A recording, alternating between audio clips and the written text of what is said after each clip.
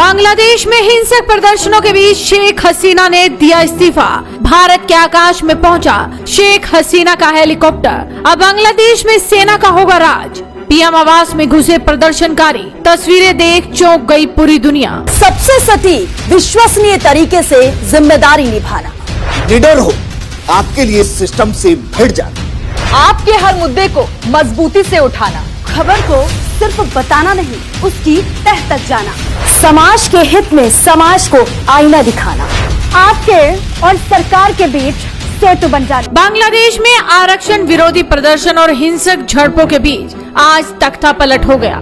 पूरा बांग्लादेश जल रहा है। प्रधानमंत्री शेख हसीना ने इस्तीफा दे दिया और राजधानी ढाका को छोड़ दिया। बताया जा रहा है कि पीएम शेख हसीना और उनकी बहन रेहाना गण भवन छोड़कर भारत पहुंच गई है। हिंसा को लेकर शेख हसीना भाषण रिकॉर्ड करना चाहती थी, लेकिन उन्हें ऐसा करने का मौका नहीं मिल सका और इसी बीच प्रदर्शनकारी पीएम आवास में घुस आए हैं। ये घटना इस वक्त में हुई है जब बांग्लादेश के सेना प्रमुख वकारुज्जमान कल भीषण झड़पों में 98 लोगों के मारे जाने के बाद आज राष्ट्र को संबोधित करने वाले थे। पिछले महीने शुरू हुए विरोध प्रदर्शनों से अब तक मरने वालों की संख्या 300 से ज्यादा हो गई है। प्रधानमंत्री हसीना के इस्तीफे की मांग कर रहे सैकड़ों हजारों प्रदर्शनकारियों ने कर्फ्यू का उल्लंघन करते हुए राजधानी की सड़कों पर मार्च किया और जिसके बाद शेख हसीना के इस्तीफे की खबरें देखने को मिली। हिंसा के बीच हालात बेहद खराब हो गए। प्रदर्शनकारियों ने शेख हसीना की पार्टी आवामी लीग के दफ्तर में आग लगा दी। भीड़ ने गृह मंत्री असदुज्जमान खान के घर को भी आग के हवाले कर दिया है। प्रदर्शनकारी पीएम हाउस में घुस आए हैं। उन्होंने पीएम हाउस पर कब्जा कर लिया है। सोशल मीडिया प्लेटफॉर्म पर इसके कई फुटेज वायरल हो रहे हैं, जिसमें बांग्लादेश के पीएम हाउस के बेडरूम में प्रदर्शनकारियों को आराम फरमाते देखा जा सकता है।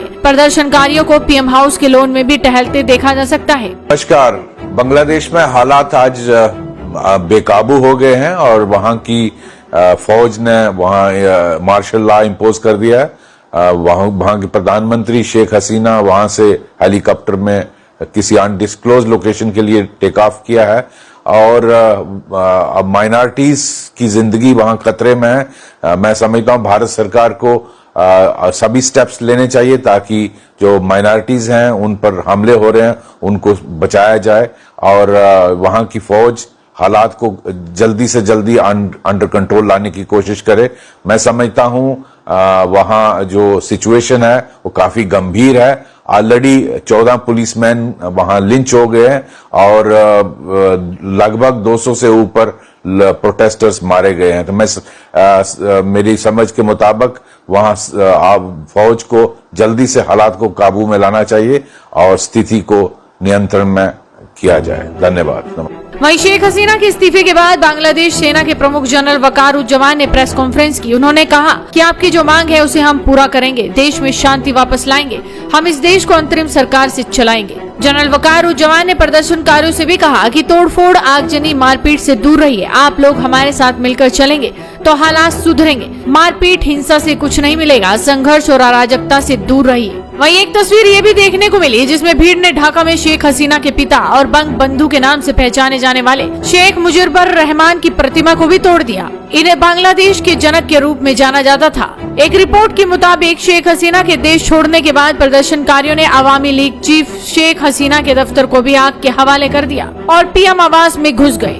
बांग्लादेश में कानून व्यवस्था की स्थिति को देखते हुए बीएसएफ ने भारत बांग्लादेश सीमा पर हाई अलर्ट जारी किया है। बीएसएफ के सीनियर अधिकारी ने कहा, बीएसएफ डीजीपी कोलकाता पहुंच गए हैं। बांग्लादेश में बगावत के बाद भारत में भी अलर्ट है। फिलहाल पड़ोसी मुल्क बांग्लादेश में हालात बिगड़ चुके हैं। शेख हसीना ने देश छोड़ दिया है और भारत में शरण ले ली है। इस खबर में फिलहाल इतना ही, लेकिन आपको एक खबर अच्छी लगी तो इस खबर को लाइक कीजिए और चैनल को फ्री में सब्सक्राइब करना बिल्कुल मत भूलिए।